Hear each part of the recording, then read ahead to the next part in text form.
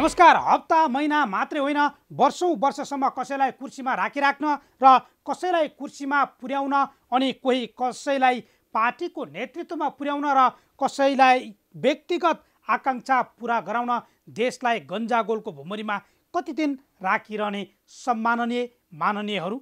नयाँ संविधान बनेपछि देशमा विगतको जस्तो अस्थिरता हुँदैन भन्ने तपाईँ राजनीतिक दलकै नेता होइन र? मत माग्न जाँदा बाचा खान र पदमा पुगेपछि सबै बिर्सिने तपाईँहरूकै कारण देशले दुःख कष्ट झेलिरहेको छ। जनताले टाउकोमा हात राखेर सोच्नु परेको छ, तर नेताको चेत अझै खुलेको छैन। सत्ताको बागडोर सम्हालेको नेकपा एमालेको हालत हेरौँ। केपी शर्मा ओली र माधव नेपालको जुङ्गाको लडाइँले सीमा नागिसक्यो। एउटाले अर्कोलाई गाली गर्यो, त्यो गालीको जवाब फेरि अर्कोले त्यसै गरी फर्कायो। यो चल्न लागेको पनि आधा वर्ष पुग्यो। कोरोना कहरले जनता आहत भएका बेला पनि यो गल्फती छुट्दै छुटेन, बरु झनै जनतामा कोरोना फैलिए झैँ उनीहरूको तिक्तता र मनमुटाव बढ्दै गयो। अहिले पनि बढिरहेकै छ। अर्को दल नेपाली कङ्ग्रेस पनि सामान्य कुरामा महिनौदेखि अल्झिरहेको छ। महाधिवेशनका प्रारम्भिक मतदाता हुन् क्रियाशील सदस्य, तर भागबण्डाको राजनीतिले कहिल्यै मुक्त बन्न नसकेको कङ्ग्रेसको महाधिवेशन यही झगडाले प्रभावित हुने अवस्थामा पुगेको छ। जसरी भए पनि दलमा पकड जमाउने स्वार्थका कारण गुटमा बाँडिएका नेताहरू पार्टीमा विरोधी पक्षधरका क्रियाशील सदस्यको सङ्ख्या कम गराउन चाहन्छन्। कङ्ग्रेसको महाधिवेशन प्रतिनिधि चुन्ने क्रियाशील सदस्यले हुन्। तल्लो तहमा नै विपक्षीलाई रोक्न सकेको खण्डमा पार्टीमा कब्जा जमाउन सक्ने स्वार्थकै कारण यो विवादलाई नेताहरूले मलजल गरिरहेका छन्। 10 लाख सक्रिय सदस्य सङ्ख्या बनाउने लक्ष्य लिएको कङ्ग्रेसको यो विवाद सुल्झाउन समितिले झन्डै आधा करोड खर्च गरिसकेको छ, तर नतिजा अहिले पनि शून्य नै छ। कङ्ग्रेसमा आबद्ध हुन चाहने कार्यकर्तालाई किन रोकिँदैछ? दलका टाउकेहरूको लडाइँमा कार्यकर्ता नै किन बलिका बोका बनाइएको छ? यो जवाब शेरबहादुर देउबा वा रामचन्द्र पौडेल मध्ये कसले र कहिले दिने? सत्ताका लागि सधैँ खुट्टा उचाल्ने पार्टी समेत फुटाउन तयार हुने अर्को दल जनता समाजवादी पार्टी। सरकारमा जान आफ्ना मुद्दा र सहकर्मी समेत छोड्न जसपाका नेताहरू कुनै आइतबार कुर्नु पर्दैन, त्यो विगतका घटनाले देखाइदिएको छ। नेतै पछि फरक फरक विचार र सिद्धान्त बोक्ने राप्रपामा पनि उस्तै समस्या छ। एउटै पार्टीमा एउटा अध्यक्ष समेत बन्न नसक्ने अनि पदका लागि होइन भन्दै कुर्लिने नेताहरूकै कारण जनताले शास्ति पाइरहेका छन्। एमाले होस् कि कङ्ग्रेस अनि जसपा होस् कि राप्रपा, यिनीहरूको घर झगडाले देशलाई नै अस्त व्यस्त कहिलेसम्म बनाइराख्ने? जनताकै लागि राजनीति गर्छु भन्ने छुट के अब पनि तपाईँहरूलाई छ त? आउन सुरु गरौँ आम जनताले बेहोरेको समस्या, अभाव र सरकारी सेवा सुविधाको झन्झट समाधानको सारथी बन्ने कार्यक्रम जनता आएको इजलास। म बालकृष्ण शर्मा। कार्यक्रमको सुरुवातमा हेरौँ यो झलक।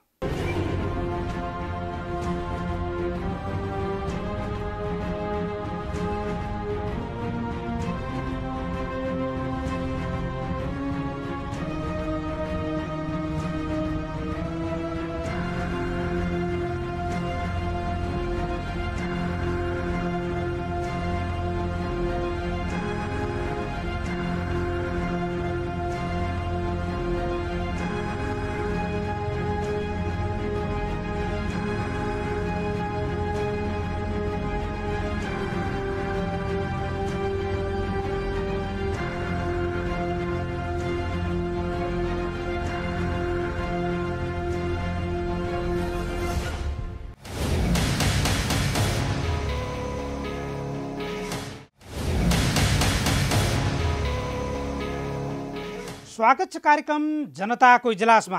आज हामी प्यारागन पब्लिक स्कुल सञ्चालक र अभिभावक बीच चलेको लफडासँगै हामी सञ्चारकर्मीमाथि समेत विद्यालय प्रशासनले गरेको हातपात बारेको रिपोर्टसँगै अभिभावकले गरेको विद्यालयमाथिको गुनासो र निषेधाज्ञा खुकुलो बनाएसँगै काठमाडौँ उपत्यकामा बढेको भिडभाड र कोरोनाको तेस्रो लहरको त्रासबारे तयार पारेको रिपोर्टसहित उपस्थित भएका छौँ। तपाईँसँग पनि कुनै समस्या र गुनासो छन् भने हामीलाई पठाउन सक्नुहुनेछ। तपाईहरुका समस्या र गुनासोलाई हामी कार्यक्रममा उच्च प्राथमिकता दिनेछौँ। अब आजको पहिलो विषय विद्यालय ज्ञानको मन्दिर अनि बालबालिकादेखि युवासम्मलाई अनुशासित सिकाउने दोस्रो घर। तर पछिल्लो समय यिनै ज्ञानका मन्दिरहरू अपवित्र बन्न थालेका छन्। सरकारी र सामुदायिक विद्यालयलाई अपवाद मान्ने हो भने अधिकांश निजी विद्यालयको ध्यान कसरी विद्यार्थी आकर्षित गर्ने र अभिभावक लुट्ने भन्नेमै केन्द्रित देखिएको छ। विद्यालयको शुल्क लगायतका विषयमा अभिभावकहरू गुनासो गर्न पुगेको काठमाडौँको तिलगङ्गा स्थित प्यारागन पब्लिक स्कुलमा ठुलै लफडा भयो। अभिभावक र विद्यालय प्रशासन बीचको मनमुटावमा हामी सञ्चारकर्मीलाई समेत तारो बनाइएको छ। हेरौँ यो स्थलगत विशेष रिपोर्ट।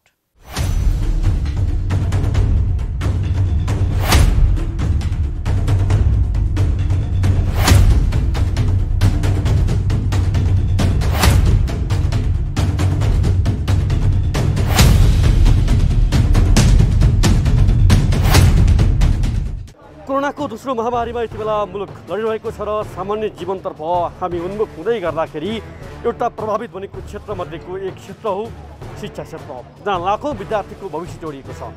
हुन त यति बेला शिक्षा क्षेत्रको विशेष कुराकानी गर्ने हो भने हामीले हेर्न सक्छौँ देशभरका विभिन्न विद्यालयहरू बन्द रहेका छन्। वैकल्पिक विधिबाट सरकारले अध्यापनको गतिविधिलाई अगाडि बढाइरहेको छ र वैकल्पिक विधिबाट अध्यापन गराउँदै गर्दाखेरि निजी विद्यालयको हकमा शुल्कको विषय पेचिलो बनेको छ। गत वर्ष पनि शुल्कका विषयमा अभिभावकले विशेष गरी गत वर्ष शुल्क लिने विषयमा एउटा स्पष्ट निर्देशन नआउँदाखेरि धेरै विद्यालयहरूमा आन्दोलनदेखि लिएर तालाबन्दीदेखि लिएर अभिभावक धरनासम्म दिएका समाचारहरू आएका थिए भने यो वर्ष पनि काठमाडौँ उपत्यकामा केही नाम चलेका विद्यालयको आजित भएका अभिभावकले यति बेला विरोधका कार्यक्रमहरू सार्वजनिक गर्नु भएको छ। त्यसैमध्येको एउटा घटना तपाईँलाई म देखाउन चाहन्छु। तिलगङ्गा स्थित यो प्यारागन पब्लिक स्कुल जुन विद्यालय बारम्बार विवादमा आइरहन्छ, तर तालुकदार निकाय, तालुकदार स्थानीय महानगरपालिकाको शिक्षा शाखा, स्थानीय वडा कार्यालय लगायत कसैले पनि गम्भीरतापूर्वक यो विद्यालयको विषयमा कहिले विद्यार्थी कुटपिटका घटना, कहिले शुल्क अत्याधिक न्यूनका क्रममा बारम्बार भेटिँदा पनि यो विद्यालयमाथि नियमन र कारबाही किन हुँदैन, यही प्रश्न बारम्बार दोहोरिरहेको छ। र आज पनि विशेष गरी हेर्ने हो भने प्यारागन स्कुलमा शुल्कको विवाद पुनः उत्कर्षमा आएको छ र यति बेला तपाईँलाई म सबैभन्दा पहिला अभिभावकले शुल्कका विषयमा विद्यालयसँग निरन्तर छलफल गर्दा विद्यालयको व्यवस्थापनको प्रमुख विशेष गरी प्रिन्सिपल र व्यवस्थापकका प्रमुखसँग बारम्बार दोहोरो संवादका लागि आग्रह गर्दा समेत अभिभावकको पहुँचमा विद्यालयका न सञ्चालक समितिका पदाधिकारी नै रहेका छन्। कुनै एक व्यक्ति विद्यालयका प्रतिनिधिसँग कुराकानी हुन्छ, आश्वासनको पको अभिभावकलाई बाँडिन्छ, तर कार्यान्वयन हुँदैन र बारम्बार अभिभावकहरू पुनः आन्दोलनमा आउनुपर्ने अवस्था छ। सबैभन्दा अगाडि यहाँ हामी समाचार सङ्कलनका लागि आउँदै गर्दा हामीमाथि भएको अवरोध र सञ्चारकर्मीमाथि भएको हातपात सहित क्यामेरामा भएको तोडफोडको एउटा भिडियो देखाउँछु, जहाँ अभिभावकमाथि पनि विद्यालय प्रशासनले हातपात गरेको छ। यो हेर्नुहोस्।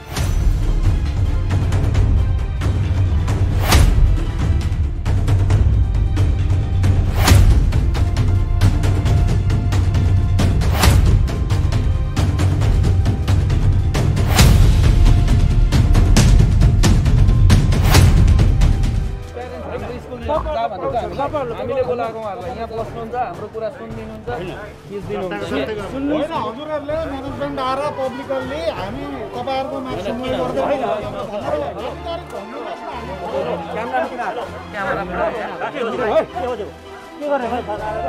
यसले चाहिँ होइन कर्मीको क्यामेरा फुटाएको छ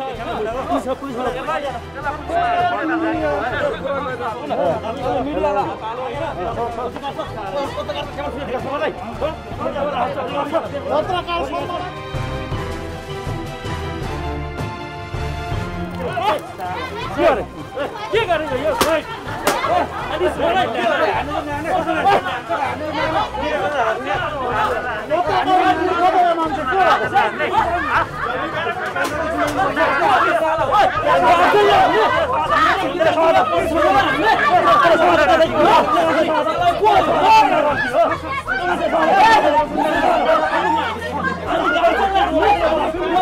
हेलमेट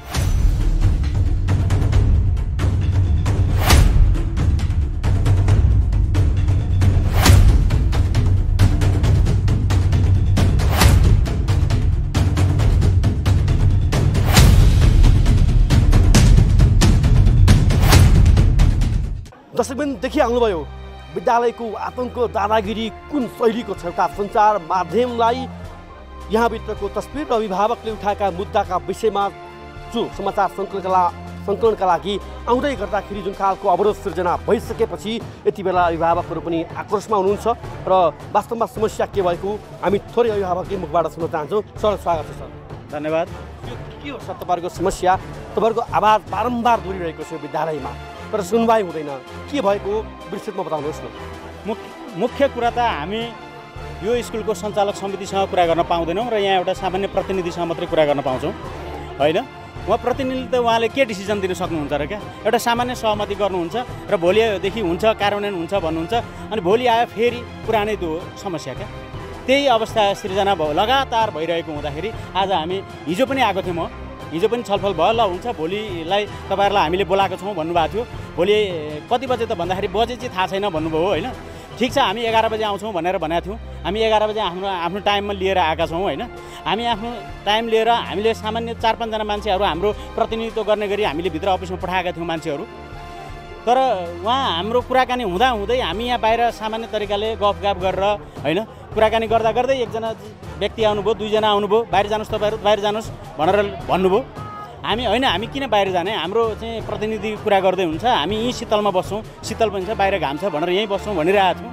त्यही बिचमा एकजना चाहिँ भाइले चाहिँ हामीलाई चाहिँ दादागिरी देखाउनु भयो अथवा चाहिँ तपाईँहरूलाई नै कुट्नुभयो, तपाईँहरू थाहा छँदैछ।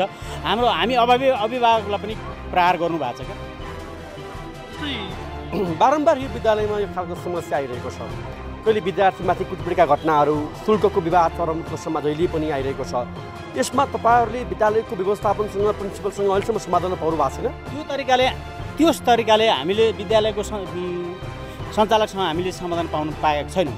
सञ्चालकको जानकारी छ तपाईँलाई विद्यालयको? हामीलाई जानकारी पाएअनुसार बिना बानु भन्ने सञ्चालक हुनुहुन्छ, तर उहाँ पनि चाहिँ मेन होइन भन्ने सुन्नमा आएको छ। गीता राणा ग्यालेक्सी पब्लिक स्कुलकै सञ्चालक गीता राणाको हो यो चाहिँ बिनालाई चाहिँ चलाउन दिएको हो भन्ने कुरो मात्रै सुन्नमा आएको छ मैले चाहिँ बुझेअनुसार। उहाँ त्यो अभिभावक र उहाँको आवाजलाई जोडिरहेका छौँ। स्थलगत रूपमा देखाइरहेका छौँ सञ्चारकर्मीमाथि अभिभावकमाथि हातपात गर्ने यो विद्यालयलाई यत्रो आँट हिम्मत कहाँबाट आयो?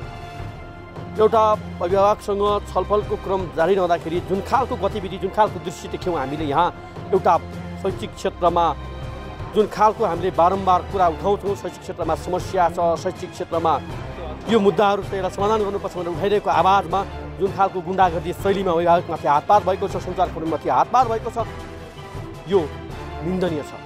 एकजना अभिभावक हुनुहुन्छ जो उहाँमाथि अघि हातपात भएको थियो र उहाँमाथि हातपात भएको भिडियो पनि तपाईँलाई म देखाउँछु र उहाँसँग पनि संवाद गर्छु। आज यहाँ छलफलको क्रममा थियौँ हामी र तपाईँमाथि पनि हातपात भयो होइन। यो विद्यालयसँगको वास्तविक विवाद र तपाईँहरूको माग निरन्तर छलफलको क्रममा रहिरहँदाखेरि जुन खालको यो आज घटना घट्यो त्यसलाई कसरी हेर्नु भएको छ विद्यालय हाताभित्र यो खालको गतिविधिलाई? अब हामीले एउटा स्कुललाई सामान्य माग गरे हो होइन। जस्तै यो कोरोना कहरको बिचमा अहिले आएर फी नबढाइदिनुहोस्, एनुअल फी नबढाइदिनुहोस् होइन। यो जुन अहिलेको समसामयिक विषय त सबैलाई थाहा भएकै कुरा हो। यो बिचमा हामीले यहाँनिर ग्राउन्डमा आएर चाहिँ एकदमै शान्त वातावरणमा गफ गर्दा एकजना चाहिँ स्कुलबाट अब भनौँ न मलाई पिटेपछि लगभग उहाँलाई म अब गुन्डा नै भन्न चाहिँ एकदम तत्पर हुन्छु।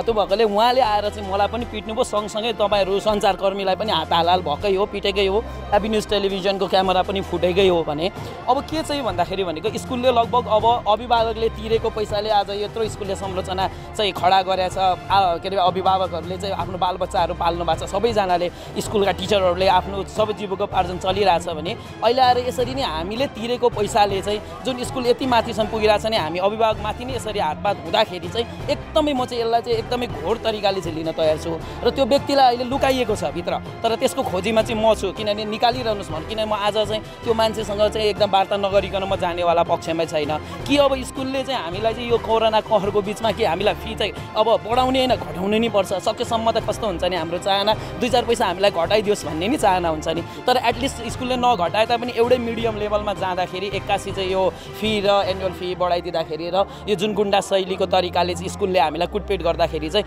एकदमै यसलाई निर्दन्य तरिकाले चाहिँ मैले चाहिँ हेरेको छु। हजुर, जस्तै शुल्कको खास विवाद चाहिँ कति शुल्क तपाईँहरूलाई तिर्दै आउनु भएको थियो, जस्तै योभन्दा अघिल्लो वर्ष सरकारले शुल्क विवाद कायम रहिसकेपछि कार्यविधि लिएर आएको थियो, कार्यविधिमा विद्यालय लिने शुल्क स्थानीय तहसँग अर्थात् काठमाडौँ महानगरपालिकाको शिक्षा शाखासँग त्यो शुल्क स्वीकृत गराउनुपर्छ, त्यसपछि मात्रै उसले त्यो शुल्क लिन पाउँछ।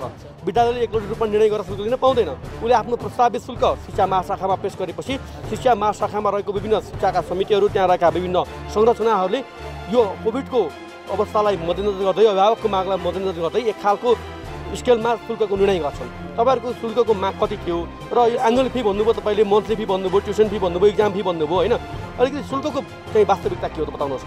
यस्तो शुल्कको वास्तविकता चाहिँ के हो भने यो डिफ्रेन्ट वाइज छ यहाँनिर, जस्तै क्लास वाइजको शुल्क छ होइन, एनुअल फी छ। जस्तो कि मेरो छोरा अहिले क्लास 3 मा पढ्छ, जस्तै अहिले मेरो क्लास 3 मा पढ्नु पर्दा अहिले एनुअल फी भनेको 27,000 भयो बढेर, समथिङ कति त्यो हेर्नुपर्छ कति वर्षको एनुअल फी बढेर अहिले गयो। त्यसमा के भन्यो भने स्कुलले चाहिँ जस्तो कि 27,000 त बढाइदियो, तर के गर्यो भने अहिले 9,000 मात्र तपाईँहरू तिर्नुहोस्, बाँकी चाहिँ पार्टमा तिर्नुहोस् भन्दाखेरि के भयो भन्दा अभिभावकलाई ओहो अहिले त 9,000 मात्रै तिर्ने, हामीलाई त पैसा त कम भयो भन्ने सोच आयो, तर बढेको पैसा सोच भन्ने आइदिएन। यो हो हाम्रो मेन विवाद। र अब जस्तो फी भनेको चाहिँ कस्तो भने क्लास वाइजको फी छ होइन, जस्तै अब विभिन्न अब क्लास 4 क्लास 5 मा पढ्ने फी त अब एक्चुअली मलाई थाहा हुँदैन, जबकि मैले छोरोलाई पढाइसकेन पछि त थाहा हुन्छ। त्यसकारण यो फी चाहिँ कस्तो भने सकेसम्म यस्तो बेलामा यो स्कुलले मात्र होइन, जस्तो कि एनी टाइम कुनै पनि हामीले काम गर्दाखेरि अहिले अरू कुरामा पनि धेरै कुराहरू घटेको छ, त्यस्तै हाम्रो चाहना चाहिँ स्कुलले केही मात्राको घटाइदियोस् हामीलाई होइन, सबै कुरा यो कोरोनाको बिचमा, किनभने हामीले कोरोना नभएको टाइममा त हामीले उसले जति भन्यो हामीले त्यति तिरेकै हो, र आजभन्दा अगाडि यो घटना घटेको पनि थिएन यो स्कुलमा होइन। अहिले यो चाहिँ कोरोना कहरको बाध्यताको टाइमले गर्दाखेरि हामीले पनि केही गरिदिनुहोस्, हामीलाई मार्गमा नपार्नुहोस्, हाम्रो पनि व्यवसाय चलेको छैन, हाम्रो पनि व्यवसाय चले त हामीले पनि लिएर आएर चाहिँ तपाईँहरूलाई तिर्ने हो भने केही हेरिदिनुहोस् भन्दाखेरि उहाँहरू चाहिँ मान्दै नमान्ने हुँदैन। तपाईँहरू के गर्नुहोस्, उही सरकारी स्कुल छ अगाडि भनेको खोलापारी सरकारी स्कुल छ, लिएर जानुहोस्, तपाईँको बच्चा यहाँ पढाउनै पर्छ भन्ने आवश्यकता छैन, तपाईँको बच्चा लिएर जानुहोस् भन्ने सम्मको पनि कुरा आयो म्यानेजमेन्टबाट। भनेपछि हिजो त्यही बच्चा चाहिँ उहाँहरूको लागि प्यारो भयो, आज 2-4 पैसा फी नबढाइदिनुहोस् भनेर हामीले स्वीकार के अरे नगरिदिनुहोस् भन्दाखेरि चाहिँ हाम्रो बच्चा अब सरकारी स्कुलमा लगेर पढा भन्ने त उहाँहरूको नियत कस्तो हो त यो हो कि न भन्नुहोस् न। सँगसँगै एउटा नियत पनि देखियो र गुन्डा लाएर पिट्यो पनि क्या यहाँनिर। अभिभावकका प्रतिनिधि हुनुहुन्थ्यो, हामी अझै थोरै कुराकानी गर्छौँ। तपाईँको एडमिसन फी भनेर तपाईँको चाहिँ अब यहाँ 3251 भनेको छ, एनुअल चार्ज भनेर तपाईँको चाहिँ अब 25,747 रुपियाँ छ हेर्नुहोस् चाहिँ 25,700। अब यहाँ ट्युसन फी भनेको छ यसमा तपाईँको 6,501, यो भनेको चाहिँ क्लास 5 देखि क्लास 10 सम्मको, VII भनेपछि 9 सम्म, 9 या 10 हो यो, 8 5 देखि 8 सम्मको मात्रै हो। तपाईँको लन्च फी भनेर चाहिँ 2500 भनेको छ, बस 2500 भनेको छ हेर्नुहोस्। अब यहाँ 1 देखि अब 9 देखि 10 को अब यहाँ एनुअल चार्ज यहाँ फरक छ फेरि हेर्नुहोस्, 28,228 छ, अनि 7,199 यो के अरे तपाईँको मन्थली ट्युसन फी छ। अब यहाँ मिसलेनियस भनेर यहाँ जोडेको छ, यहाँ फी डिटेल्स यहाँ सबै छ, तपाईँहरूलाई हामी देखाइदिन्छौँ। यहाँ फी डिटेलै छ यहाँनिर, कति कक्षादेखि कति कक्षासम्म, कतिदेखि कतिसम्म भनेर। अब एनुअल मिस कल अलाउन्स भनेर यो युरो सिनियर भनेको युकेजी भन्छ, तपाईँको युरो सिनियरको एनुअल फी चाहिँ तपाईँको 33,274 रुपियाँ छ। पेन्डेमिक समयमा उहाँले राखे योमा मात्रै हो हेर्नुहोस्। अर्को कुरा नि यो फी जो छ नि 5 देखि 8 सम्म भनिया छ, 6 देखि 8 सम्म भनिया छ नि, यो 6 देखि 8 सम्म भनिया छ, 6बाट 6 मा यो फी तिर्छ, 7 मा पनि यही होला भन्ने हुन्छ नि हामीलाई, तर 7 मा फेरि बढेर आइसक्यो, अर्को वर्ष कहाँ पुगिसकिहाल्यो हुन्छ। उहाँहरूले चाहिँ हामीलाई के भन्नुहुन्छ भने 8 सम्म अब बढ्दैन भन्नुहुन्छ, के भन्नुहुन्छ, हामी घरमा सुरुमा भन्नु चाहिँ एडमिसन गर्ने बेला हामी घरमा बच्चा राखेर हामीले बढ्दैन भन्नुहुन्छ, सुन हामीले ट्रिट गरेर फेरि बढेर अर्को आइस घरमा बच्चा राखेर हामीले ट्रिट गरेर अनि हामीले स्कुललाई चाहिँ एनुअल फी तिर्नुपर्ने कारण के किन हेर्नु अरू स्कुलहरूले छुट दिइरहेछ यो स्कुलले छुट नदिनुपर्ने कारण के एक नम्बर कुरा तपाईँहरू शुल्क तिर्नलाई राजी हुनुहुन्छ तर एउटा खालको समझदारीमा स्कुल पनि बाँचोस् अभिभावक पनि बाँचौँ यो अवस्थामा हामीले गर्दा यो स्कुल बनाएको त हामीले हो नि त अभिभावकले हो नि त स्कुल आफैले त होइन स्कुल त धेरैवटा दर्ता भएका छन् तर स्कुल सही कुन स्कुल राम्रो चल्ने र हाम्रो कारणले गर्दा हामीले बच्चाहरूलाई जति ट्रिट गरेका छौँ हाम्रो पनि बच्चा नराम्रो होस् हामी भन्नु यो त चाहँदैनौँ तर यहाँ कस्तो भयो भने हेर्नुहोस् स्कुलको तरिका कस्तो छ भने स्कुलले चाहिँ अब हामीले जे गरे पनि हुन्छ यहाँ जसो गरे पनि हुन्छ भन्ने भन्दा उहाँहरूको दादागिरी देख्नु पनि तपाईँहरू आउँदा त हातपात गर्नुहुन्छ नि हामी आउँदा के हुन्छ होला यहाँ ल आफै विचार गर्नु तपाईँहरू एउटा क्यामेरा पर्सन एउटा देशको चौथो अङ्ग तपाईँहरू आउँदा त यहाँनिर चाहिँ उहाँहरूले दादागिरी देखेर हात लाउनुहुन्छ भने भोलि म एक्लै आएँ भने त यहाँ त मलाई त भित्रभित्रै तपाईँहरूले के गरिदिनुहुन्छ थाहा छैन त मेरो बच्चालाई टचर होला मेरो म आएँ मैले नाम खोलाएर म आएँ भने ल मेरो बच्चालाई टचर होला यहाँभित्र भोलि सधैँभरि उहाँहरूले हेर्ने नजर खराब होला भनेपछि त जो चाहिँ हामी आवाज उठाउँछौँ त्यो नराम्रो भनेको चाहिँ यो त कुन सिस्टम हो कुन तरिका हो यो स्कुलको यो त मलाई त यो लाग्छ तपाईँको स्कुल भनेको एउटा पवित्र ठाउँ हो तर यहाँनिर चाहिँ तपाईँ कसो भने यो एउटा भट्टीको व्यवहार भयो हेर्नुहोस् यो कुनै राम्रो एउटा राम्रो यो होइन धन्यवाद के आवाज लिइरहेको छु दर्शकबिन्दु मैले अभिभावकको प्रतिनिधिको आवाज र अहिलेको जुन विषयवस्तु छ उहाँले यो प्यारागन स्कुलको विषयमा थोरै कुराकानी गर्नुपर्दा मैले बारम्बार दोहोऱ्याइरहेको छु कि यो स्कुललाई काठमाडौँ महानगरपालिका शिक्षा शाखाका हाकिम साहबहरूले यदि कार्यक्रम हेर्दै हुनुहुन्छ भने मैले बारम्बार भन्ने गरेको छु नाम चलेका काठमाडौँ उपत्यकामा नाम चलेका आफूलाई क वर्गको विद्यालय बन्न रुचाउने विद्यालयहरूको आतङ्क शुल्क आतङ्क यो पहिलोपटक होइन निरन्तरको शुल्क आतङ्क धेरै ठाउँमा भएको छ धेरै ठाउँमा अभिभावक महासङ्घ प्याप्सोन एन्ड प्याप्सोन लगायत विद्यालयका प्रतिनिधिहरू बसेर संवादबाट समाधान पनि भएको छ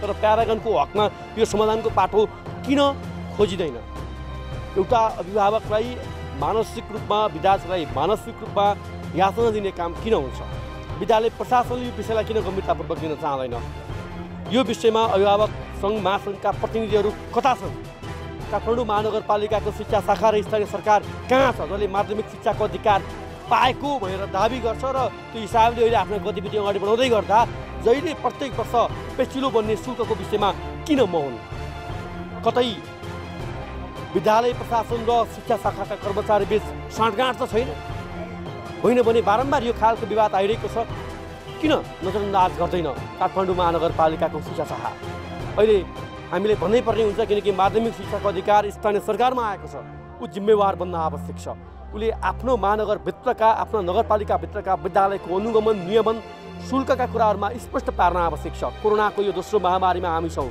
अझै त्यस्तो चौथो कोरोनाको महामारी आउन सक्ने सम्भावना चेतावनीहरू आइरहँदाखेरि करिब 2 वर्षदेखि हाम्रो शैक्षिक क्षेत्र एउटा अन्यलको अवस्थामा रहेको छ यस्तो अवस्थामा राज्यका विभिन्न निकाय विभिन्न अङ्गहरू सक्रिय रहनुपर्ने ठाउँमा शुल्कका विषयमा अभिभावक र विद्यालय प्रशासनबीच हात हालहाल झगडा गर्नुपर्ने अवस्था सिर्जना छ अझ विडम्बना त प्यारागन स्कुलले सञ्चारकर्मीमाथि हात उठाएको छ के यसको छानबिन र कारबाही हुन सक्छ कारबाही गर्ने निकायले कारबाही गर्ला यो प्रश्न पनि गहन छ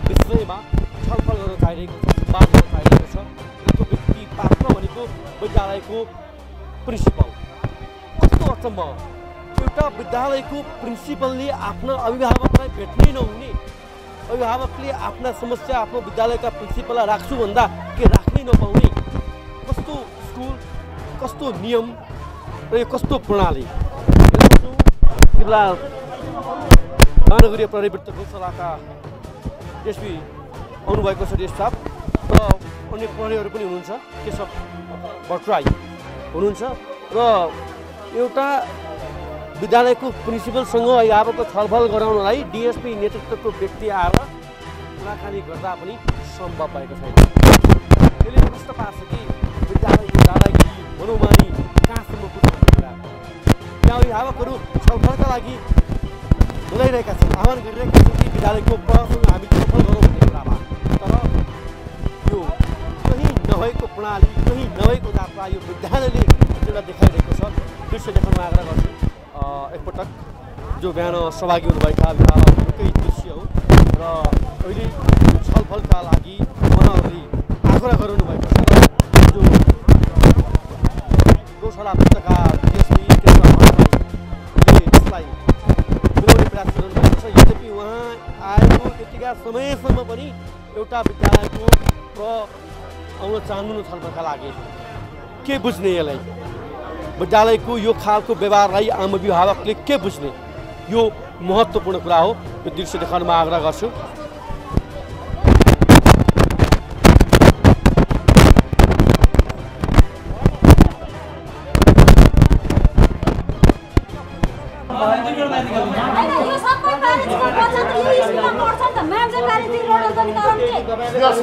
हामी सम्बन्धित केही छैन, घर होइन बाध्यता हो, हाम्रो घर होइन बाध्यता हो। एकाउन्ट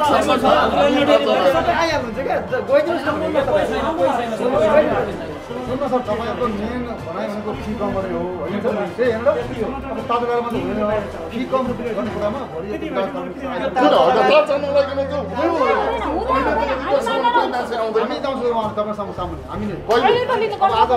स्कुलको प्रिन्सिपल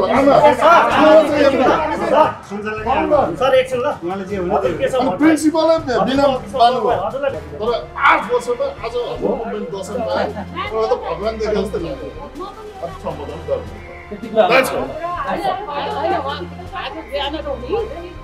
स्कुलले त कसरी त्यो फिचर भर्चुअल क्लास र फिजिकल क्लासको बराबर लियो, त्यो पनि लास्ट टाइम हामी तिरी नै छ। तर यस्तो पेन्डेमिकमा चाहिँ अहिले आएर बढाउनु त एउटा फिजिकली पनि राइट लाग्दैन। म एउटा कुरो दोहोऱ्याउने हो, यो 3 कुरो गर्नु न। आज हामीले पहिलो नम्बर चाहिँ अब यी धेरै समस्याहरू छ। यीका कुराहरू गर्नु पर्दाखेरि हामीले एकाउन्टमा लगेर पैसा तिरेको छौँ। तपाईँले आफ्नो म्यानेजमेन्टमा आफै चेक गर्नु, एकाउन्टले पैसा खाइरहेको छ तपाईँबाट भनेपछि। अनि हामी आएर यहाँ स्कुलमा आएर खोज्दै जाँदाखेरि स्कुलले पैसा हामीलाई फिर्ता दिन्छ। त्यो तपाईँहरूको म्यानेजमेन्टको कम छैन। त्यो बेलामा कोड आउँदैन, के गर्ने त? स्कुलमा सरलाई फोन गरेर कुनै सरको फोन लागेको हुँदैन। हामीलाई फोन गरिदिनुहोस् न, हामीले पैसा तिरेका छौँ। पैसा तिरेर अब 7 दिनसम्म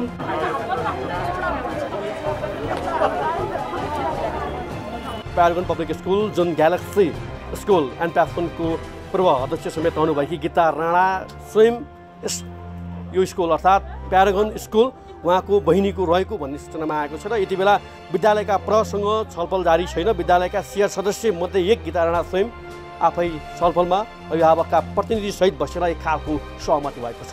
अर्थात् यो विद्यालयको प्रहलाई भेट्ने कुरा असम्भव रहेको स्पष्ट पारिसकेका छौँ दर्शकलाई। र लामो समयसँगको रस्साकसीपछि अन्ततः अभिभावकले उठाएको गत वर्ष जुन शुल्क कायम थियो त्यो शुल्क कायम गरियोस्, शुल्क बढाउने काम नगरियोस् यो समयमा। र पछि सामान्य अवस्थामा अन्य कुराहरू जुन वैकल्पिक विधि मार्फत पढाउने कुरा, अनलाइनको प्रभावकारिताका कुरा, विषयको शिक्षकका कुरा र यो सँगसँगै विद्यालयलाई पनि जोगाउने र अभिभावक पनि जोगिने अर्थात् एकले अर्कालाई सहयोग गरेर जाने कुराहरूमा कसरी समन्वय गर्ने भन्ने खालका कुराहरूमा छुट्टै कमिटी मार्फत सम्बोधन हुने बताइएको छ भने तत्कालका लागि चाहिँ शुल्कको जुन विवाद आएको छ त्यसमा समाधान खोजिएको छ। यसले स्पष्ट पार्छ कि यदि शिक्षाका सम्पूर्ण अङ्गहरू सक्रिय भइदिएको भए यस्ता घटना दोहोरिँदैनथे। मुलुकमा 3 तहका सरकार छन्। माध्यमिक शिक्षाको अधिकार स्थानीय तहले पाएको छ, तर स्थानीय तहलाई कहाँ के भएको छ जानकारी छैन। स्रोत व्यक्ति विद्यालय निरीक्षक छन्, उनीहरूको अनुगमन छैन। प्याप्सन एन्ड प्याप्सन हिस्सान इस्टु अभिभावक सङ्घ लगायतका स्वयं संस्थाहरू आबद्ध छन्, उनीहरूलाई सरकार छैन।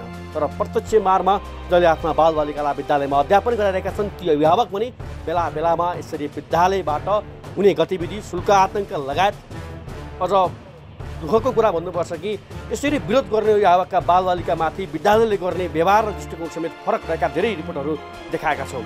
यो घटना नदोहोरियोस् र निरन्तरको फलोअप र निरन्तर तपाईँलाई प्यारागन पब्लिक स्कुलमा भएको गतिविधि देखाउनेछौँ। अन्ततः अभिभावकको माग सम्बोधन भएको छ। यो घटनाले स्पष्ट रूपमा देशभर आफूले आफूलाई क वर्गको दाबी गर्ने, शुल्क आतङ्क मचाउने विद्यालयले पनि एउटा पाठ सिकोस् र अभिभावक छन्, विद्यार्थी छन् र स्कुल छ त्यसको महत्त्वलाई पनि थप बुझोस्, यति चाहना गर्छौँ।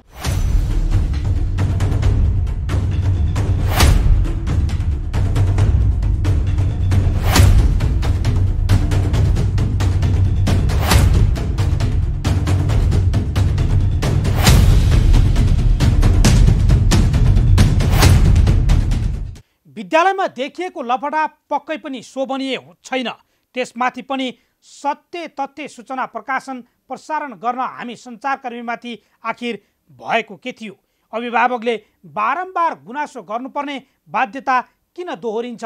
हामीले प्यारागन पब्लिक स्कुलमा विद्यार्थी भर्ना गर्न गएका अभिभावकको असन्तुष्टिबारे जवाब मागेका छौँ। हेरौँ उनीहरूको गुनासो अबका क्रममा। हाम्रो माग भनेको यो फी किन बढो, यो एडमिसन किन बढो र हामीले कोड नम्बर नदिने। अब 1 महिना फी तिरेर पनि कोड नम्बर प्यारेन्ट्सहरू त सबै पुरानो नखाएर त भाग्दैन। हामी जहिले पनि तिर्न त तिर्थ्यौँ नि त। त्यो पनि योभन्दा धेरैचोटि हामी पनि आएका थियौँ यहाँ। यस्तै गर्ने, लडाइँ गर्ने, गुन्डागर्दी गर्ने, पुलिस बोलाइदिने, जहिले हामीले दबाब नराख्ने के। यो भएन, यो अहिले चल्दैन। अब यो चोटि त हामी दग्दैन। हामीलाई न्याय चाहियो। हामीले महिनावारी फी त तिरेकै छौँ, तिर्छौँ। अनलाइन क्लास दिन्छु भन्नुहुन्छ। अब टिचरहरूलाई तलब खुवाउनु होला उहाँहरूको नि छ होइन। तर यो अनावश्यक यत्रो 40-42 जति मन लाग्यो त्यति चाहिँ यो एप्लिकेसन फी चाहिँ लिन पाइएन क्या। हाम्रो माग चाहिँ त्यही हो सबैभन्दा। मेरो नि त्यही हो मागेको। अस्ति यो जेठको दिँदाखेरि फाइनल दिँदा 5,000 नपुगेर यहाँबाट दिएन हाम्रो बच्चालाई अनलाइनमा पढ्न जाँच दिनलाई। अनि त्यहाँबाट फेरि त्यो 5,000 रुपियाँ तिरेपछि तुरुन्त अनलाइनमा दियो, नम्बर दिएन। अनि के हामी पुरानो, हामी 8-9 वर्ष 8 वर्ष भइसक्यो हामीले बच्चा यहाँ पढाएको, नर्सरीदेखि यहाँ पढाएको बच्चा। अनि के एउटा पढेर निस्क्यो, अर्को अहिले 8मा छ। अनि यस्तो अन्याय गर्ने त, यस्तो अनिकालको बेलामा यस्तो उसमा नि तलब बढाउने त हुनेले त अलिअलि देला, नहुनेले के दिन्छन्, के गरेर पढाउँछन् ल भन्नुहोस् त। बिहान बेलुका भात खाना छैन। महिनावारी हामी दिन्छौँ, तर यो एप्लिकेसन गरेको यत्रो 40-42 वर्ष पछि लिन चाहिँ पाइएन क्या। यही हो हाम्रो चाहिँ सबैभन्दा। पुरानो मान्छेलाई त त्यो उ गर्नुपर्छ नि त। कोही हामी त खाएर त भाग्दैनौँ नि। जब 6,000 रुपियाँ हामी खाएर भाग्छौँ। अनि 5,000 नपुग्दा बच्चालाई 5,000 पुगेन, अनि अनलाइन दिएन, नम्बरै दिएन। फिसको कुरो हो, ज्यादा जति बढेको देखेर चाहिँ हामी आन्दोलनमा आउँदैछौँ। यस हामीलाई चाहिँ घटाउनु पर्यो होइन फिस। अनि एडमिसनमा पनि मजाले 8,000 रुपियाँ बढेको छ पहिलाको भन्दा होइन। पहिल्यै हामीलाई गाह्रो थियो, धेरै नै थियो होइन। अहिले पनि अब झ्याप्प अहिले 8,000। पहिला सुरुमा चाहिँ हामीले मनस्थिति बनाइयो बच्चा पढाउने भन्दाखेरिसम्म फीको स्तर उही लेभलको थियो होइन। अब त्यसपछि अरूतिर केही हेरिएन, अब चाहिँ यहीँ राख्ने भन्दै हेर्दै 8,000 बढ्यो भनेर मेसेज आयो होइन। त्यो चाहिँ हामीलाई कतै पनि भएन होइन। यही कुरालाई चाहिँ हामी विरोध गर्दैछौँ। हामी वार्ताको माध्यमबाट यो समस्या सल्झाउँ भनेर पटक आग्रह गर्दा हाम्रो कुराहरूलाई नजरअन्दाज गरियो उहाँहरूबाट। र आज यो जुन अभिभावकलाई उहाँहरूले जुन तरिकाको व्यवहार गर्नुभएको छ, यो ट्यापेहरू बोलाएर हाम्रो अभिभावकहरूलाई उहाँहरूले चाहिँ यो जुन तरिकाको हातपात लाउने कोसिस गर्नुभएको छ, यसको लागि हामी जम्मै अभिभावकहरू अहिले सम्बन्धित ठाउँमा प्रहरी पनि बोलाउँछौँ। हामी उहाँहरूसँग राखेर त्यसको बारेमा हामी बेग्लै छलफल गर्छौँ। पहिले स्कुल म्यानेजमेन्टले जुन तरिकाले हामीलाई नजरअन्दाज गरेको थियो, त्यो भित्रमा उहाँहरूले 10 देखि 15 मिनटभित्रमा यहाँको फाउन्डरलाई हामी बोलाउँछौँ भन्नेसम्मको कुरा गर्नुभएको छ।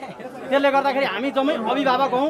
उहाँहरूले त्यो व्यवहार देखाउनु भयो भनेर हामी पनि अलिकति त्यस्तो तरिकाको व्यवहार नदेखाउँ, अलिकति संयमित हौँ। हाम्रा बच्चाहरू यो स्कुलमा पढ्छन्, जम्मैजनाले अलिकति सोचेर विचार गरेर त्यस्ता भएका गल्तीहरू कमी कमजोरीहरूलाई जम्मैजनाको एउटा संवादको माध्यमबाट को हो त्यो व्यक्ति सम्बन्धित ठाउँमा बोलाएर पुलिस प्रशासन पनि छ हामीसँग, किनभने हामी गार्जन हौँ। अलिकति विचार गरेर मात्रै गरौँ, सोसल डिस्टेन्स पनि अलिकति कायम गरौँ, किनभने यस्तो महामारीको बेला पनि छ। 14-15 स्टुडेन्ट राखेर स्कुल चलाउने क्षमता छ म्यामसँग कि 100-150 प्यारेन्ट्ससँग आएर वार्ता गरेर त्यसैले अब हामी अफिस प्रशासनमा तलब आउन तयार छौँ। बिना म्यामले 1500-1600 स्टुडेन्ट राखेर स्कुल सञ्चालन गर्न सक्नुहुन्छ। 150जना प्यारेन्ट्सलाई फेस गरेर के एउटा प्यारेन्ट्सको त बोली त सुन्नु पर्यो नि त। म्यामले आफ्नो कुरा राख्नु पर्यो, हामीले आफ्नो कुरा राख्नु पाउनु पर्यो। हाम्रो छोराछोरी यत्रो स्कुलमा पढाएपछि उहाँले यत्रो स्कुल सञ्चालन गर्नुपर्ने म्यामले सक्नु हुँदैन। स्कुल चाहिँ सञ्चालन गर्न सक्नु आउनु भएन, अथराइज मान्छे त आउनै हुँदैन। अस्ति पनि टाइम दिनुभयो, आज आउँछु भनेर आज टाइम दिनुभयो। विद्यालयमा देखिएको झै झगडाको यो दृश्यले हामीलाई नै लज्जित बनाएको छ। सेवा दिए बापत शुल्क लिनुपर्छ, तर त्यो स्वाभाविक खालको हुनुपर्छ, अस्वाभाविक होइन। विद्यार्थी भर्ना गर्ने अनि विभिन्न चाहिने नचाहिने शीर्षकमा शुल्कको भारी बोकाउने निजी विद्यालयको मनोमानी रोकिनुपर्छ। सरकार शिक्षामा विभेद बढाउन नभई व्यवस्थित गर्न गम्भीर बनोस्। अभिभावकको गुनासोसँग रिपोर्टिङमा पुगेका सञ्चारकर्मीमाथि नै जाइ लाग्ने विद्यालय प्रशासनमाथि कारबाही हुनुपर्छ। क्यामेरा नै फुटाउने गरी गरेको व्यवहार कदापि पनि स्वीकार्य छैन। दोषीमाथि तत्काल कारबाही होस्। अब एकैछिन विश्रामपछि निषेधाज्ञा खुकुलो बनाएसँगै काठमाडौँ उपत्यकामा बढेको भिडभाड र कोरोनाको तेस्रो लहरको जोखिम बारेको रिपोर्ट सहित उपस्थित हुनेछौँ। हामीसँगै रहनुहोला।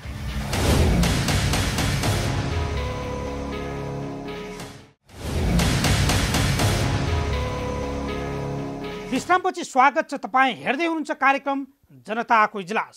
काठमाडौँ उपत्यकामा निषेधाज्ञा खुकुलो बनाएसँगै वात्तै भिडभाड बढेको छ।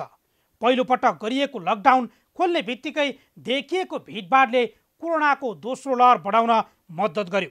दोस्रो पटक गरिएको बन्दाबन्दी अर्थात् निषेधाज्ञा खुकुलो भएसँगै फेरि बढेको भिडभाडले तेस्रो चरणको भेरिएन्ट आउने हो कि भन्ने त्रास फैलाएको छ।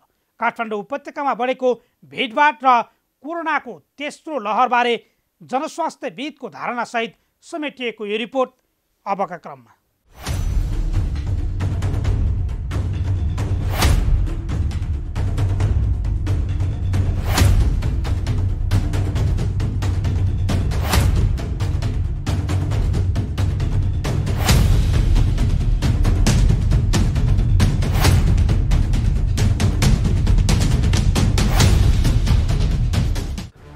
निषेधाज्ञालाई खुकुलो बनाउँदै लैजाने सरकारी निर्णयसँगै काठमाडौँ उपत्यकाको जनजीवन केही चलायमान बन्न थालेको छ। खाद्यान्न, तरकारी लगायतका अत्यावश्यक सेवा तथा वस्तुका पसल मात्रै होइन, यति बेला हरेक विधाका पसलहरू खुल्ला गरिएका छन्। पछिल्लो निषेधाज्ञाको ठिक 2 महिनापछि सार्वजनिक बस सञ्चालनमा आएपछि पसल र बजारमा भिडभाड देखिन थालेको छ। हुन त सरकारले निषेधाज्ञा खुकुलो बनाउँदै गर्दा भौतिक दूरी कायम गर्ने र जनस्वास्थ्यका सबै मापदण्डमा ट्राई गर्ने दावी गरेको थियो। बजार र पसलमा भौतिक दूरी कायम गराएर कोरोना महामारीको सम्भावित जोखिमबाट बच्न सबैलाई आह्वान गरिएको थियो।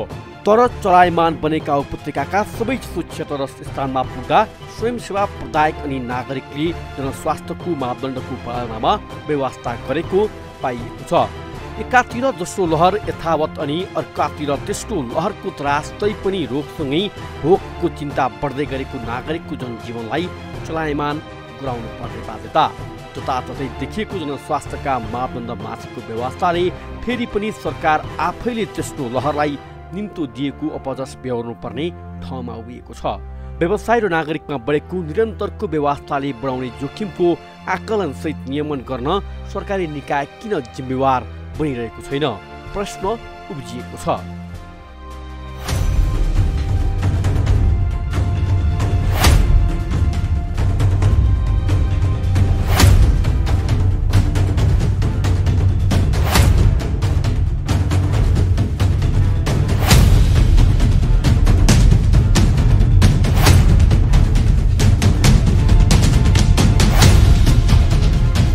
केही मिटरको भौतिक दूरीसहित जनस्वास्थ्यका मापदण्डको पालना गराएर कोरोनाको जोखिम कम गर्न भन्दै सरकारले 25 भन्दा बढी क्षमताका बस सञ्चालनका लागि अनुमति दिएको छ। झन्डै 2 महिना लामो बन्दपछि ग्यारेजमा थन्किएका सवारी सडकमा गुमाउन पाउँदा चालक र चालकहरू भने उत्साहित देखिएका छन्। काम गर्नु पर्यो है, खानु पर्यो त्यही त हो नि। अब खुसी त के भन्दा अब पिँढी छ नि, अब के गर्नु, खानु पर्यो। सबै छ हाम्रो सेनेटर मास्क पन्जा सबै छ, सबै प्रयोग गरेर ठिकै छ लागेको छ।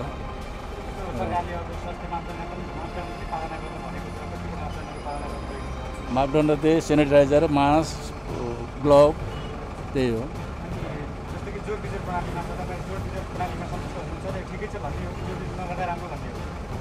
अहिले म यो स्थितिमा त ज्वरो बिचरै ठिक छ। ठिकै लाग्यो, खुसी नै छु। खोल्यो ठिकै छ अहिले। सरकारलाई धेरै धेरै धन्यवाद। अझ पनि चाँडो खोलिदियो सबै टोटल बाहिरको लङ रोड गाडीहरू पनि हैन, तब बाहिरको पेसेन्जर पनि होला। अहिले यो भरि भ्यालीभरि चाहिँ मान्छे नै छैन, लङ रोड नखोलेसम्म मान्छे नै हुन्न। सबै प्रकृतिका भाडाका गाडीहरू चलाउनु पाउनुपर्ने दाबी गर्ने यातायात व्यवसायी र तिनका नेताहरू चालक सहचालक र यात्रुले पालना गर्नुपर्ने जनस्वास्थ्यका मापदण्डमा कति पनि गम्भीर देखिएका छैनन्। सीमित बसहरू चल्दा भिडभाड गरेर यात्रा गर्नुपर्ने बाध्यतामा आम नागरिकहरू छन्। कस्तो लाग्यो कस्तो न कस्तो, अब यो गाडी खास यो अडी पनि भन्दा नि बरु सबै खुलाउनु पर्ने खुलायो कि अडी पनि भन्छ गाडी त पाउँदैन, पुरै भइरहेछ। 2 महिना बन्दोबस्तीले खुल्दाखेरि तपाईँलाई खुसी त लागिरहेछ होला नि? खुसी त लाग्यो नि, तर अब यो गाडी नै पाउँदैन। धेरै समय कुर्नु परेछ, गाडी पाइराख्नु भएको छैन। पाएन, गाडी पाए पनि पुरै भिडभाड छ, भिडभाडमा चढ्न आफूलाई पनि डर लाग्छ।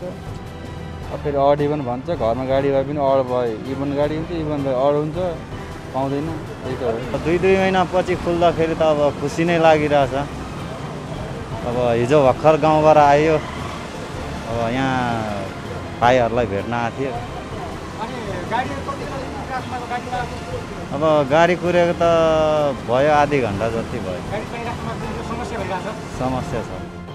चालक सहचालक तथा यात्रुले अनिवार्य मास्क लगाउनु पर्ने, सवारी साधनको ढोकामा सेनिटाइजरको व्यवस्था हुनुपर्ने, सहचालकले पन्जा लगाउनु पर्ने र अनिवार्य रूपमा सवारी साधन दैनिक निसंक्रमण गर्नुपर्ने जनस्वास्थ्यको मापदण्ड कहीँ कतै पालना भएको छैन। अनि अब यो लकडाउन लुजडाउन को तरिका अन्तर्गत जस्तो अहिले अब जोर बिजोरको प्रणाली लागू भएको छ। यसमा खास गरी अत्यावश्यक का सरसामानहरू ढुवानी गर्ने गाडीहरू जस्तै एम्बुलेन्सहरू भयो, खानेपानी हैन, तरकारी दुधजन्य पदार्थहरू, त्यसै गरी विद्युत, यो टेलिफोनहरू मर्मतको लागि जस्ता सवारी साधनलाई अहिले जोर बिजोर प्रणाली लागू भएको छैन। तर व्यक्तिगत प्रयोजनको लागि जुन अब भनौँ न कुनै किसिमको सामान किन्नको लागि होस् अथवा कुनै बिक्री वितरण गर्नको लागि होस्, त्यस्तो हिसाबमा व्यक्तिगत रूपमा उहाँले व्यक्तिगत प्रयोजनको लागि सामान किन्न जाँदाखेरि त्यस्तो किसिमको सवारी साधनलाई जोर बिजोर प्रणालीमा हामीले लगाएका छौँ। त्यही अनुसार जस्तो हिजोदेखि सुरु भएको जोर बिजोर प्रणालीमा हिजो पनि लगभग 1500 देखि 1600 को बिचमा सवारी साधनहरू हामीले होल्डमा राखेका थियौँ, जुन हिजो जोर प्रणाली थियो तर बिजोर चलेका सवारी साधनहरू। अब यो सँगसँगै सडकमा पनि अब बिस्तारै सवारी साधनको सङ्ख्या पनि बढिरहेछ। त्यसले गर्दाखेरि हाम्रो ट्राफिकको म्यान पावर हामीले यो निषेधाज्ञा नियमन गर्नको लागि सँगसँगै चोकमा पनि सवारी साधनको सङ्ख्या वृद्धि भएको हुनाले त्यसलाई पनि हामीले आलो पालो मिलाएर ट्राफिक व्यवस्थापन पनि हामी अब लागिरहेको छ।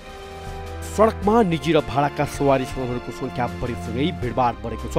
उपत्यकाका अधिकांश चोकहरूमा ट्राफिक जाम बढ्न थालेको छ। सडकमा जोर बिजोर बार अनुसारका सवारी साधन गुडेका छन् वा छैनन् भन्ने बाहेक जनस्वास्थ्यको मापदण्डको पालना गराउन ट्राफिक प्रहरीले समेत खासै चासो लिएको देखिँदैन। हिजो निर्बाध घुम्ने सवारी साधन अहिले जोर बिजोर सवारी साधन चल्दा नै जाममा बस्न बाध्य भएका छन्। सवारी साधनसँगै पसल बजारमा पनि चहल पहल बढेको छ। पसलहरूमा किनमेल गर्न आउनेहरूको सङ्ख्या बढ्दा बन्दाबन्दीले सुनसान बनेको बजार चलायमान देखिन थालेको छ। लामो समयपछि पसल खोल्न पाउँदा व्यापारी त खुसी छन् नै, ग्राहक पनि उत्साहित छन्। बन्द त खुल्यो तर एक किसिमले राम्रो पनि छ, बजार खुल्न पाउँदा पसल खोल्न पाउँदा खुसी नै छौँ, तर चहल पहल एकदम कम नै छ।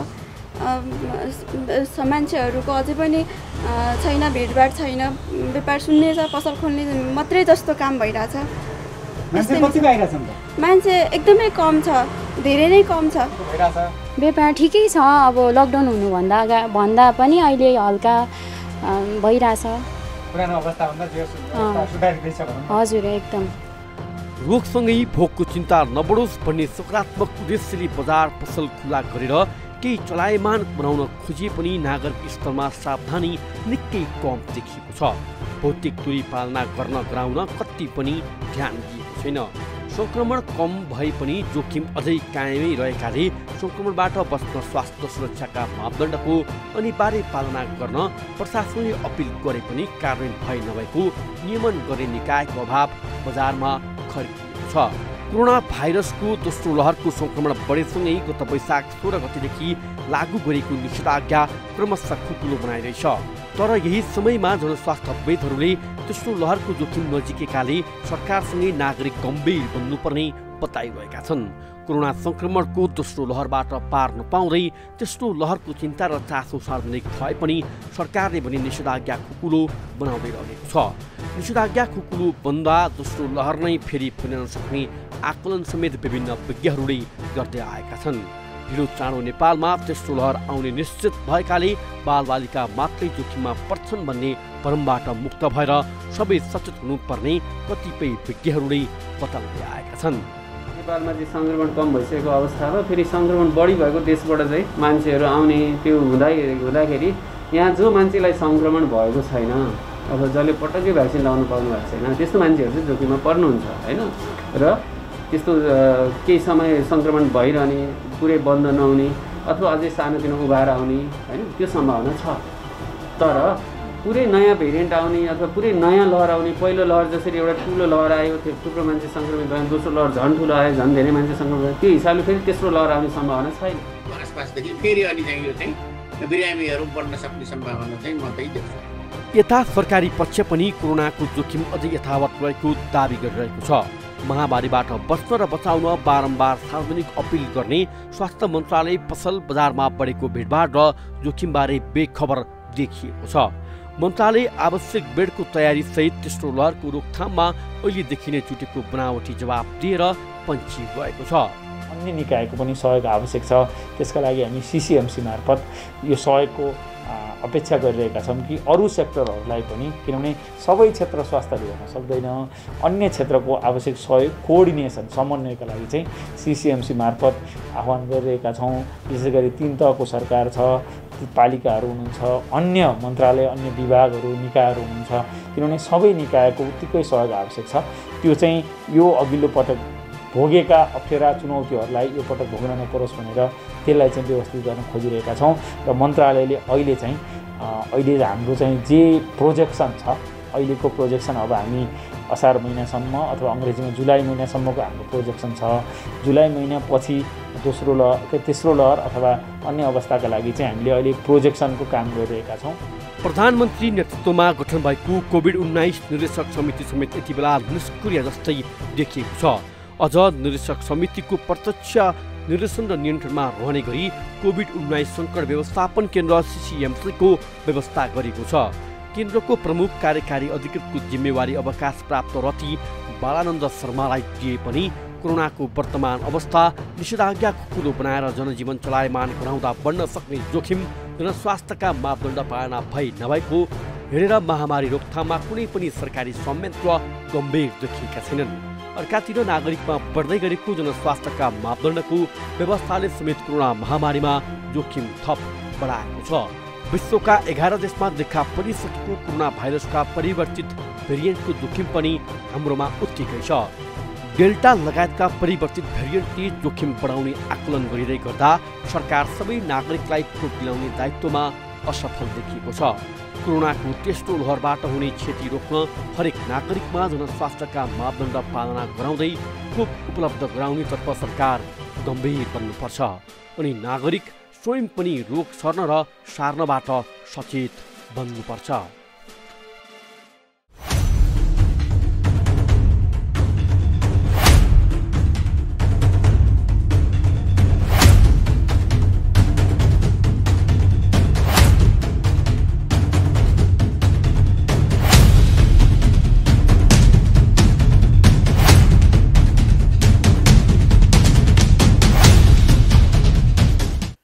यो देखिएको भिडभाडले पक्कै पनि हामी सुरक्षित छैनौँ भन्ने सन्देश दिएको छ।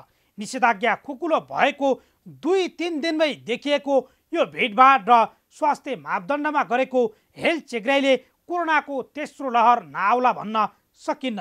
त्यसैले निषेधाज्ञा कम भए पनि जोखिम कम भएको होइन। होसियार बनाऊ, आफ्नो स्वास्थ्यको ख्याल आफै गरौँ। यी र यस्ता कुनै पनि पीडा, व्यथा, समस्या अनि गुनासोमाथि कार्यक्रम जनताको इजलास मार्फत निरन्तर खबरदारी गरिरहनेछौँ। व्यवसायीले नीति नियम मिचेर गरेका बदमासी, जनताको गुनासो र कथा व्यथासँगै सरकारी निकायबाट दिइने सेवा प्रवाहमा भए गरेका कमजोरी केलाएर हामी सुधारको प्रयास कार्यक्रम मार्फत खोज्नेछौँ। तपाईँ हामीलाई आफूले बेहोरेका समस्या र गुनासो स्क्रिनमा देखाइएको टेलिफोन नम्बर र इमेल ठेगानामा पठाएर समस्या समाधानको साझा आवाज भन्न सक्नुहुनेछ। हौस् त आजका लागि जनताको इजलास यति नै। फरक विषयवस्तु र तपाईँहरूकै गुनासोसहित अर्को कार्यक्रममा पुनः उपस्थित हुनेछौँ। प्राइम टाइम्स टेलिभिजन हेर्दै रहनुहोला। नमस्कार।